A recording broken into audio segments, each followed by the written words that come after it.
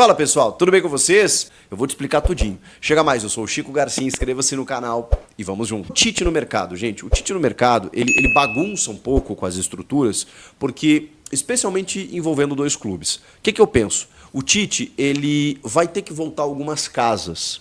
O Tite, cara, em 2016, se fizesse uma eleição, uma votação, uma enquete, para ser presidente do Brasil, o Tite ganhava. O Tite chegou na seleção por unanimidade, a fórceps, porque todo mundo falou para o Marco Polo Del Nero, é esse cara que nós queremos. Ele era o técnico do Brasil, assim, o melhor técnico do Brasil há anos, mas assim, disparado do segundo. Todo mundo queria ver o Tite na seleção.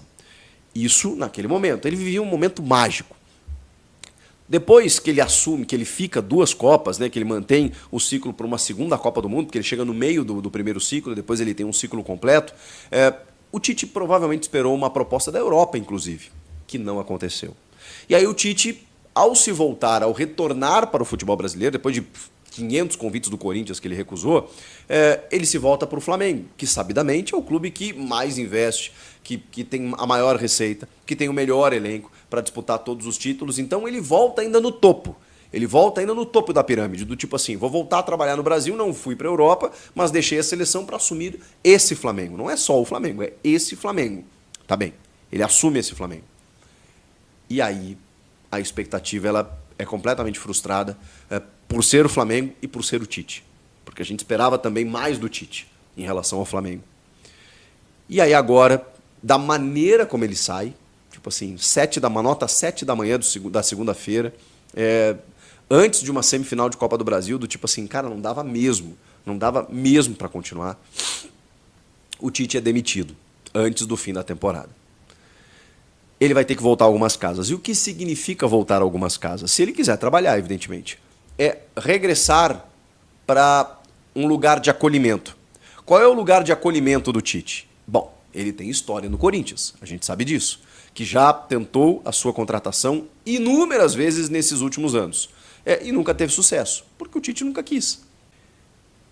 O Corinthians não vai atrás do Tite, pelo menos por enquanto. Pelo menos nessa virada de ano, pelo menos para o ano que vem.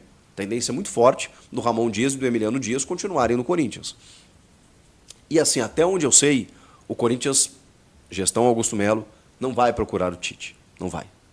Então, a torcida, ela criou, é curioso, ele é um ídolo, mas ela criou uma rejeição muito forte ao nome do Tite, pelo menos nesse momento.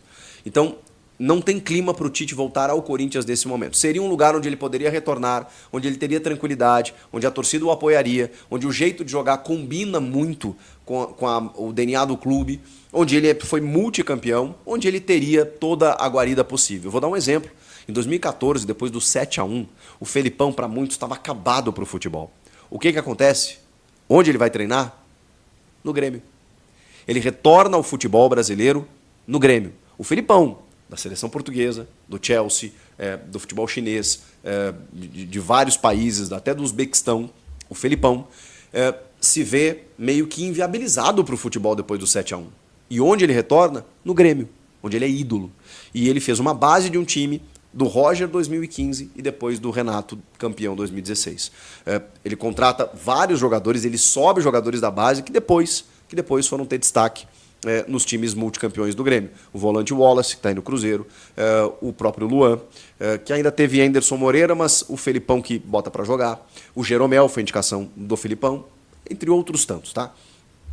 Depois o Felipão segue a vida e foi ser campeão brasileiro ainda no Palmeiras 2018, vice-campeão da Libertadores com o Atlético Paranaense em 2022, e assim seguiu a trajetória dele. O Tite precisa de guarida, no Corinthians ele não vai ter. Tanto que eu conversei com algumas pessoas hoje e perguntei do Tite, tá? Um dirigente corintiano me disse que não há a menor chance dele treinar o Corinthians em 2024, até porque o Corinthians não pensa em trocar de treinador nesta temporada. É claro que essas promessas de dirigentes, depois sobra para o repórter, né? Elas não duram, né, 24 horas às vezes. Mas nesse caso, né, especificamente do Tite já poder estar fazendo uma sombra já para o Ramon Dias, ainda não está, dependeria de umas 3 derrotas seguidas, eu acho. sério. Mas eles falaram para mim que não vão mudar de técnico esse ano. Acho que não deve mudar mesmo. Eu jamais trocaria Ramon Dias por Tite hoje, tá? Não faria isso, não sei a opinião de vocês, entendeu? Eu gosto do Gargamel, né? E me falaram que não existe a menor chance. Agora, eu fui apurar do outro lado, a gente tem as nossas fontes do outro lado, o Corinthians interessa ao Tite, tá? Mas não é só o Corinthians, não. Me falaram que o Tite, né, ele vai ficar de olho em Corinthians e Grêmio, na situação dos dois clubes. Então, se o Grêmio perder o treinador, o Renato Gaúcho, o Tite pode pintar lá no Sul, lá em Porto Alegre, para treinar o Grêmio. Ele que já foi campeão, né, pelo Grêmio, inclusive contra o Corinthians naquele jogo que eu estava no Morumbi. Foi o jogo que eu estava descendo a rampa, eu, Cojar, Nex e o Celinho. Quando o Celinho olha para mim e fala assim, sabe, a Fiel tá numa maldade. Na verdade, ele que estava na maldade, né? E aí a gente desce a rampa do Morumbi, o Grêmio do Tite, né, ganha o título em cima de nós. Corinthians de Vanderlei Luxemburgo, a gente tinha até o Miller nesse time, olha que loucura. E foi o jogo que a Fiel estava numa maldade, que eu cheguei para o cara que estava olhando o nosso carro e falei para ele, ó, Corinthians não ganhou nada, você também não vai ganhar, beleza? Tá tudo certo? Né? Infelizmente ele não quis assinar esse contrato. E vocês sabem da história. O Tite já treinou o Grêmio, então o Tite vai ficar de olho no Grêmio, tá? O Tite vai ficar de olho no Grêmio e no Corinthians, é o que eu sei. Dentro do Corinthians, a ideia é manter o Ramon e não há a menor possibilidade, tá? A menor possibilidade do Tite comandar o Corinthians. É isso. Então, assim, já vira uma sombra? Vira uma sombra, ele quer ser sombra. O Tite quer ser sombra. E eu vou dar a minha opinião. Se o Corinthians tiver, por exemplo, na zona do rebaixamento, faltando 2, 3 rodadas para terminar o Campeonato Brasileiro, e tiver, por exemplo, eu não quero que isso aconteça, tá, gente? Só vou dar um exemplo aqui do que eu acho que o Tite, esperto como é, o que ele faria. Se tivesse o Corinthians hoje tem um bom elenco, e ele sabe disso, porque ele não veio ano passado, porque ele olhou o nosso elenco e ele falou, ih, esses daí, meu amigo, tudo cavalo cansado, tô fora, e foi lá pro Flamengo, onde estava o dinheiro e o elenco. Ele de burro não tem nada, e ele sabe que nós temos elenco hoje. Se o Corinthians chegar faltando 3 rodadas, lutando contra o rebaixamento, faltando 3 rodadas, e o Ramon tiver vindo só em desgraça, se o Corinthians fizer uma proposta para o Tite, ele aceita na hora, porque ele vai vir com aquela coisa que, não, preciso me redimir. Assumir o Corinthians, por exemplo, numa questão de luta contra o rebaixamento. Então, como o Tite desempregado agora, que ele foi demitido no Flamengo, nunca duvide, tá? Nunca duvide que o Tite pode pintar aqui no Corinthians. Hoje não há intenção da diretoria, mas nunca duvide disso, tá? Nunca duvide disso, porque é complicado, a gente sabe como funciona. Eu não quero Tite por nada, tá? Eu não quero Tite por nada no Corinthians, tá? Mas há quem ainda goste, né, velho? Há quem ainda goste. Eu vou falar do Memphis Depay, né? Porque a gente tem muita coisa aí, né, para falar do Memphis, né? Que é foi a participação dele, né, no Corinthians, no jogo no clássico contra o São Paulo. Pelo amor de Deus, né, velho? O que foi aquilo, né, velho? Hein? Que foi aquilo, meu irmão, né? Essa participação aí do Memphis Depay. Conversei com algumas pessoas hoje em relação ao Depay, dentro do Corinthians. A preocupação, gente, deixa o like aí, vamos bater pelo menos 3 mil simultâneos. A preocupação, tá? Samir, é perigoso a gente te queimar nesse culto aí no YouTube. De queimar? Não, não entendi. Deixa o like aqui, gente, por favor. Vamos bater pelo menos 3.000 simultâneos. Olha só, preste atenção no que eu vou falar. Depois do jogo de ontem, não tinha acontecido isso contra o Atlético Goianiense e não tinha acontecido isso contra o Fortaleza. E aconteceu após o jogo de ontem, que foi uma preocupação em relação ao Memphis Depay. Parece que ele não está evoluindo muito no sentido físico. Isso é uma opinião minha, tá? Conversando com algumas pessoas, foi um pouco que eu compreendi. Mas de informação mesmo, eu vou falar agora. Me falaram que o Memphis Depay ele vai demorar ainda entre 3 semanas e 4 semanas, que seria um mês, né? Claro, para estar na sua melhor condição física. Eu fiz as contas aí com vocês, coloquei lá no blend de informações. Se isso se confirmar, o Memphis Depay só vai estar 100% para o duelo de volta contra o Racing na Sul-Americana, lá na Argentina, que ocorre no dia 31 de outubro, porque nós estamos no dia 30 de setembro, um mês.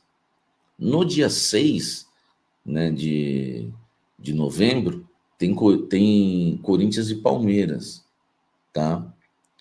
Agora, o que me falaram em relação ao Memphis Depay, teve, assim, eu converso com jogadores, converso com profissionais do clube, converso com dirigente, converso com... Não vou ficar falando as profissões de cada um lá no Corinthians para não dar pista para vocês. E não vou falar também quem foi que me falou isso. Se foi dirigente, se foi jogador, eu não vou falar. Quanto menos deixar pistas para vocês em relação às fontes, melhores, porque vocês são tudo fofoqueirinhos, canalhas vocês são.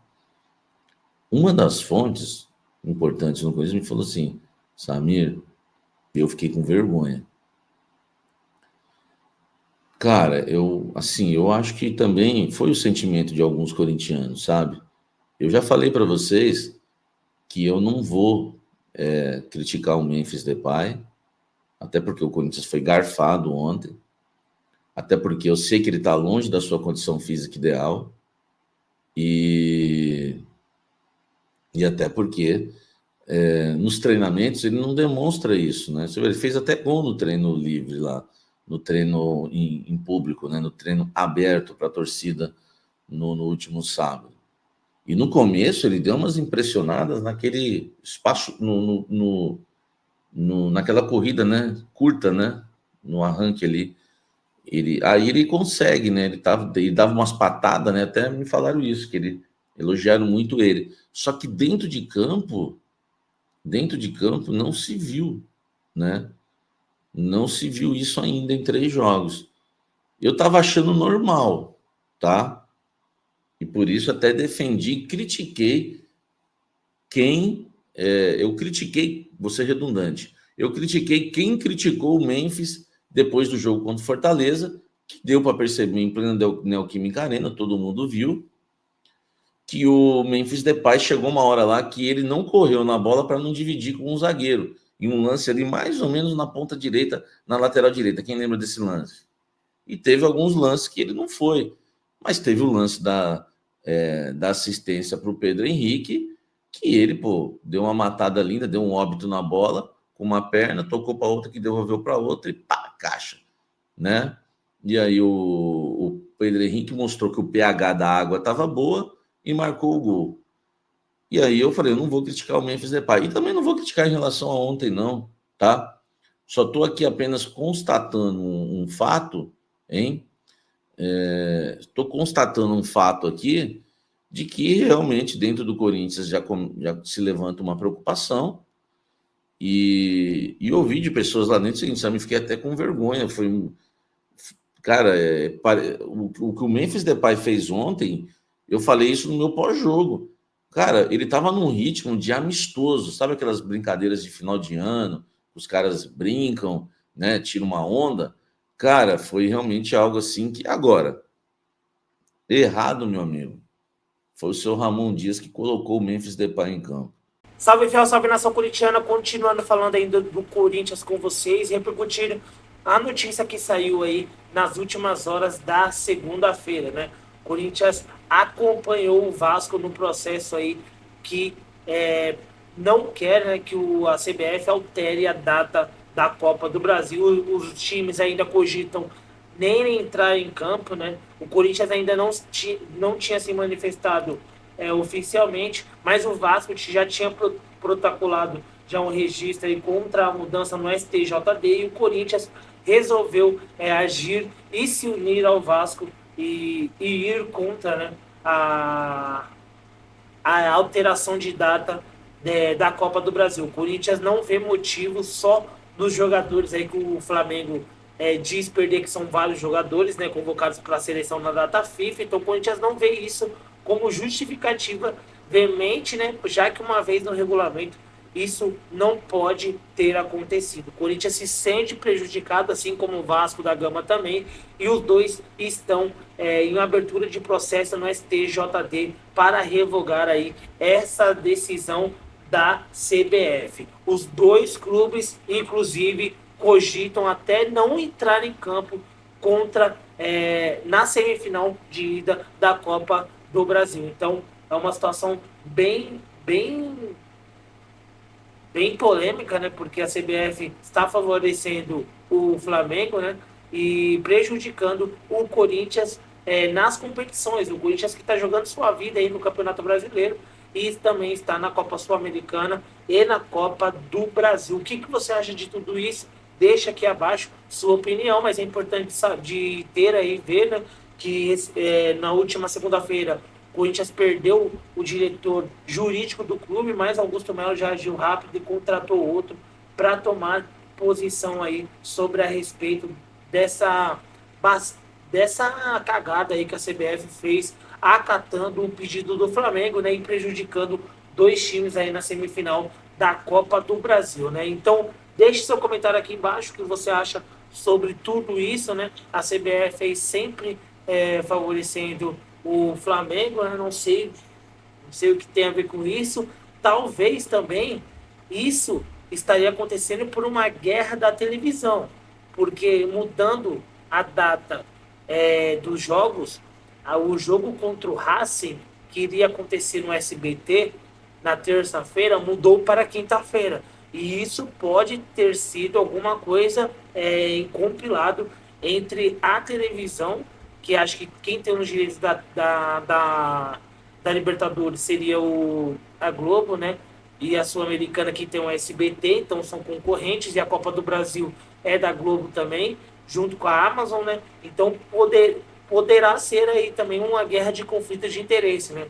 Uma vez que a Globo a CBF alternando as datas, o SBT não iria transmitir o Corinthians, sendo que a gente sabe que é sempre topo de audiência, né, quando bate no SBT, né? Então pode ser isso que está acontecendo nos bastidores. Então deixa seu like no vídeo, se inscreva no canal.